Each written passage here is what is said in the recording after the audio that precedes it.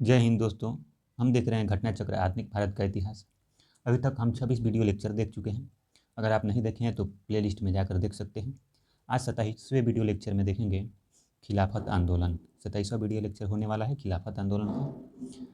तो आइए देखते हैं। खिलाफत आंदोलन प्रारंभ करने के लिए गठित खिलाफत कमेटी में शौकत अली, मोहम्मद अली, अबुल कलाम आज़ाद, हकीम अजमल खां, हजरत मोहानी, डॉक्टर अंसारी शामिल थे।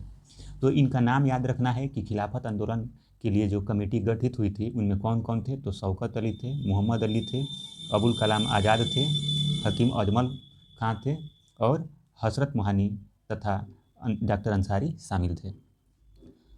तथापि खिलाफत आंदोलन प्रारंभ करने का श्रेय अली बंधुओं में कौन कौन थे। तो शौकत अली और मोहम्मद अली को दिया जाता है। अगर क्वेश्चन बन जाता है कि खिलाफत आंदोलन प्रारंभ करने का श्रेय किसे दिया जाता है तो अली बंधुओं को दिया जाता है। और अली बंधुओं में कौन कौन शामिल थे तो शौकत अली शामिल थे और मोहम्मद अली शामिल थे।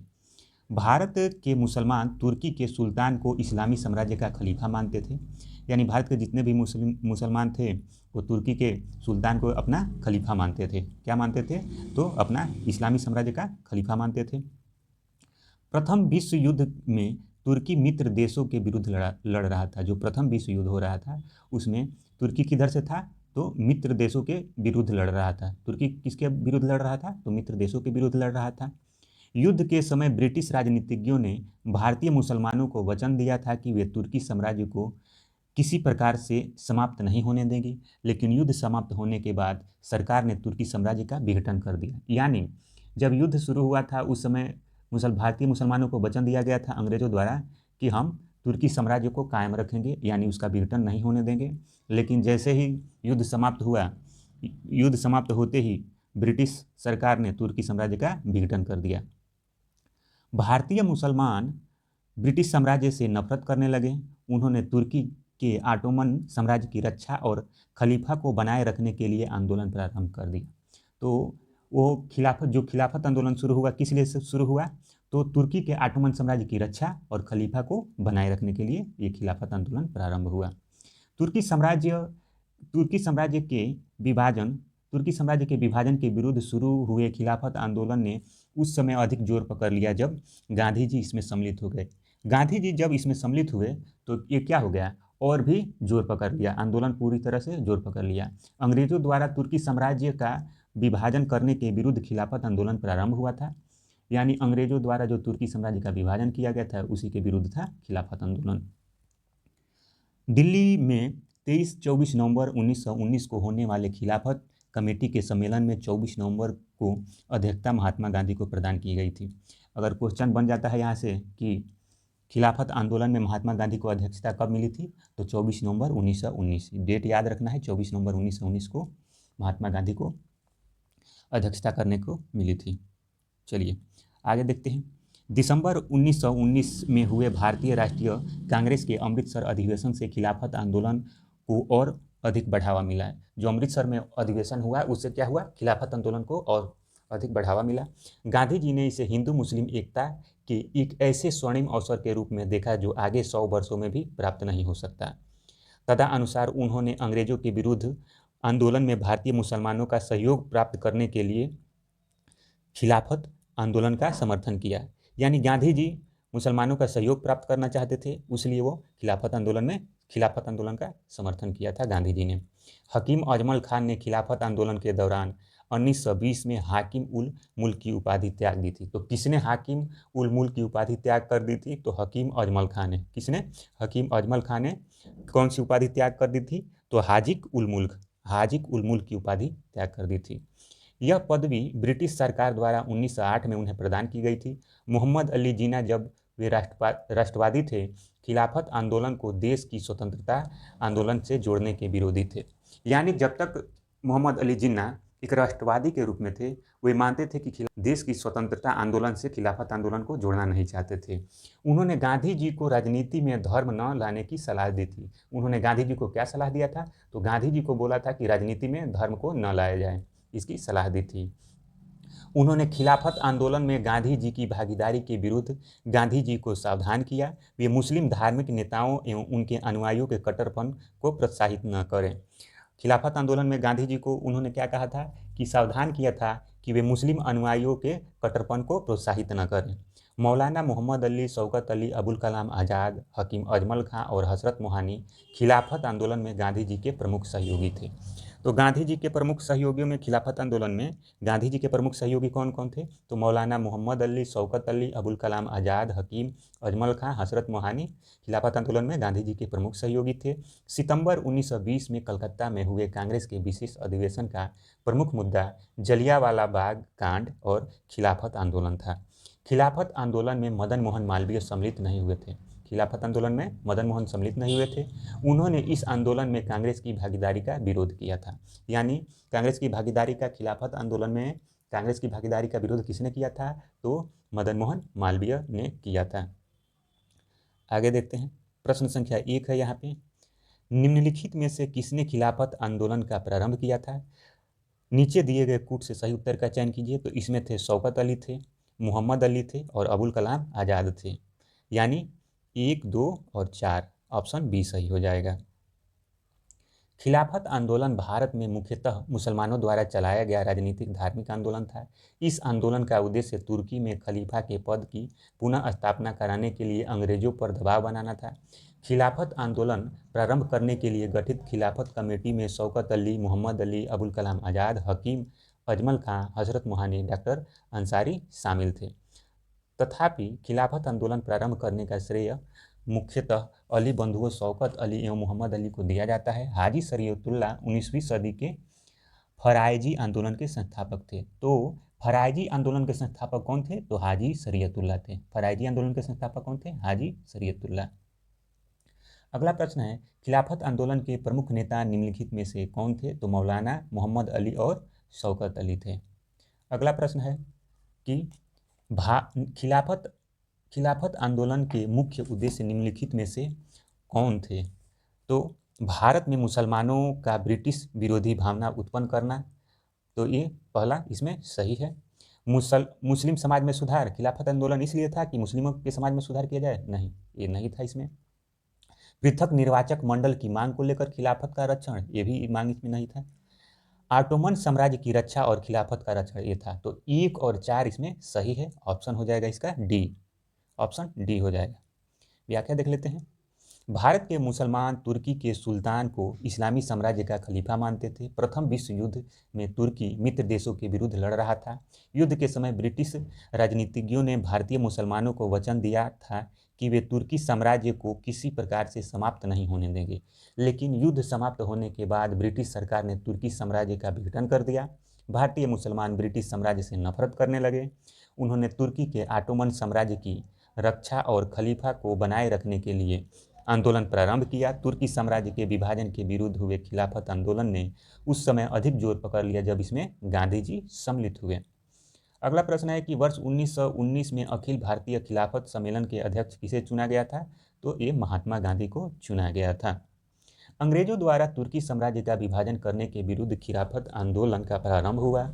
दिल्ली में 24 नवंबर 1919 को होने वाले खिलाफत कमेटी सम्मेलन में 24 नवंबर को अध्यक्षता महात्मा गांधी को प्रदान की गई। दिसंबर 1919 में हुए भारतीय राष्ट्रीय कांग्रेस के अमृतसर अधिवेशन में से खिलाफत आंदोलन को और अधिक बढ़ावा मिला। गांधी जी ने इसे हिंदू मुस्लिम एकता के एक ऐसे स्वर्णिम अवसर के रूप में देखा जो आगे 100 वर्षों में भी प्राप्त नहीं हो सकता। तदनुसार उन्होंने अंग्रेजों के विरुद्ध आंदोलन में भारतीय मुसलमानों का सहयोग प्राप्त करने के लिए खिलाफत आंदोलन का समर्थन किया। अगला प्रश्न है यहाँ कि महात्मा गांधी ने खिलाफत आंदोलन का समर्थन क्यों किया था? तो गांधी जी अंग्रेजों के खिलाफ अपने आंदोलन में भारतीय मुसलमानों का सहयोग प्राप्त करना चाह रहे थे, इसीलिए गांधी जी ने खिलाफत आंदोलन का समर्थन किया था। ऑप्शन बी सही है यहाँ पे। प्रश्न संख्या 6 है, खिलाफत आंदोलन का समर्थन दिया था, तो किसने दिया था? तो खिलाफत आंदोलन को गांधी जी ने समर्थन दिया था। प्रश्न संख्या 7 है, किसने खिलाफत आंदोलन को हिंदुओं और मुसलमानों की एकता के एक ऐसे अवसर के रूप में देखा जो 100 वर्षों में पुनः प्रस्तुत नहीं होगा? तो ये महात्मा गांधी जी थे। अगला प्रश्न है यहाँ पे, निम्नलिखित में से किस एक ने खिलाफत आंदोलन के दौरान हाजिक उल मुल्क की पदवी त्याग दी थी? तो ये थे हकीम अजमल खां, जिन्होंने हाजिक उल मुल्क की पदवी त्याग दी थी। हकीम अजमल खां ने खिलाफत आंदोलन के दौरान अप्रैल 1920 में हाजी उल मुल्क की पदवी त्याग दी थी। यह पदवी ब्रिटिश सरकार द्वारा उन्हें वर्ष 1908 में प्रदान की गई थी। अगला प्रश्न है, गांधी जी को किसने सावधान किया था कि वे मुस्लिम धार्मिक नेताओं और उनके अनुयायियों के कट्टरपन को प्रोत्साहित न करें? तो ये इनको सावधान किया था मोहम्मद अली जिन्ना ने गांधी जी को सावधान किया था। मोहम्मद अली जिन्ना जब वे राष्ट्रवादी थे, खिलाफत आंदोलन को देश की स्वतंत्रता के आंदोलन से जोड़ने के विरोधी थे। उन्होंने गांधी जी को राजनीति में धर्म न लाने की सलाह दी थी। उन्होंने खिलाफत आंदोलन में गांधी जी की भागीदारी के विरुद्ध गांधी जी को सावधान किया था कि वे मुस्लिम धार्मिक नेताओं एवं उनके अनुयायियों के कट्टरपन को प्रोत्साहित न करें। प्रश्न संख्या 10 है यहाँ, निम्नलिखित में से किसने महात्मा गांधी की खिलाफत आंदोलन में भागीदारी की भर्त्सना की थी? तो एम.ए. जिन्ना, मोहम्मद अली जिन्ना ने इसकी भर्त्सना की थी।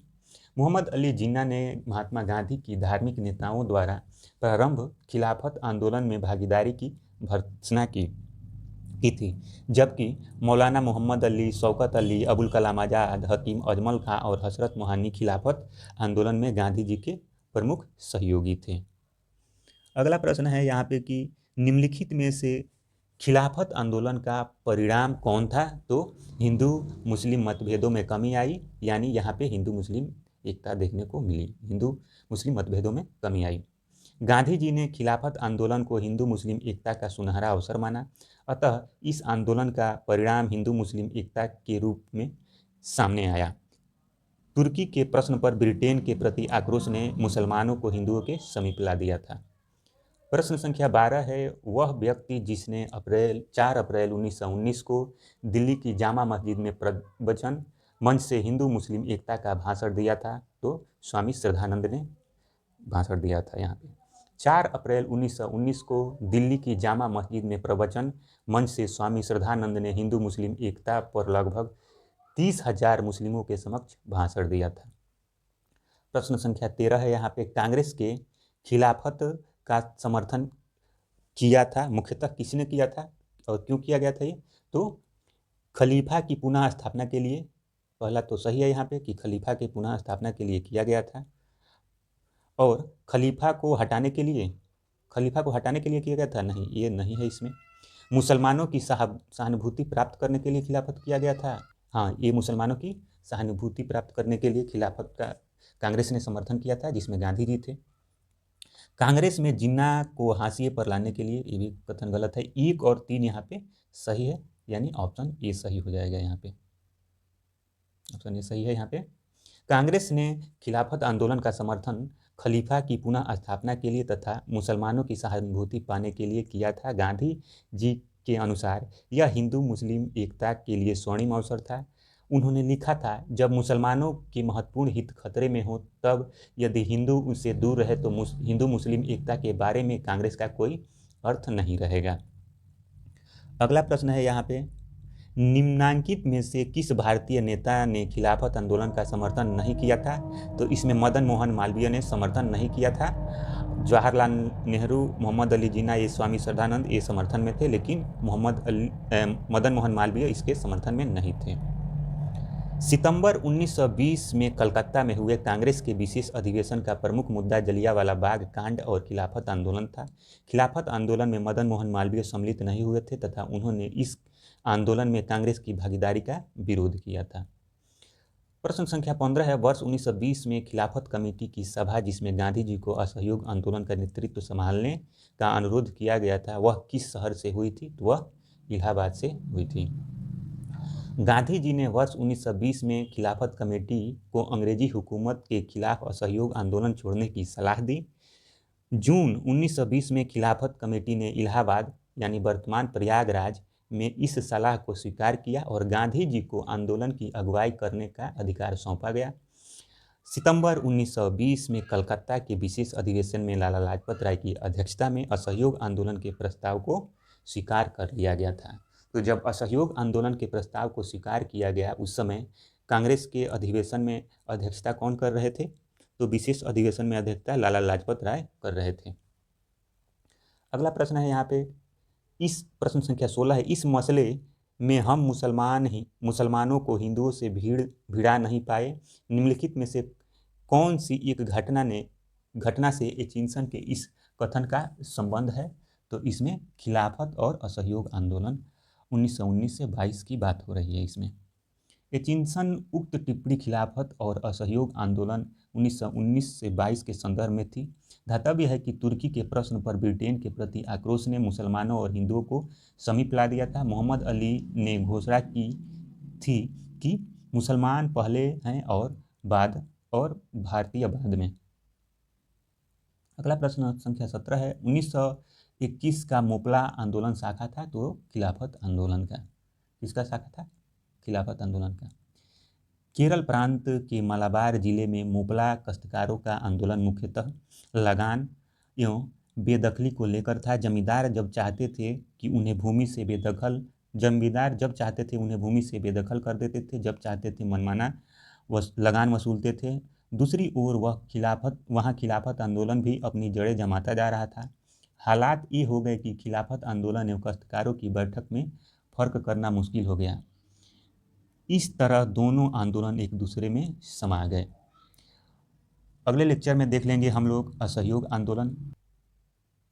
अगर आप पीछे का वीडियो देखना चाहते हैं तो प्लेलिस्ट में जाइए, वहाँ से इसके पहले का जितना भी वीडियो है प्लेलिस्ट में पड़ा हुआ है, आप देख लीजिए।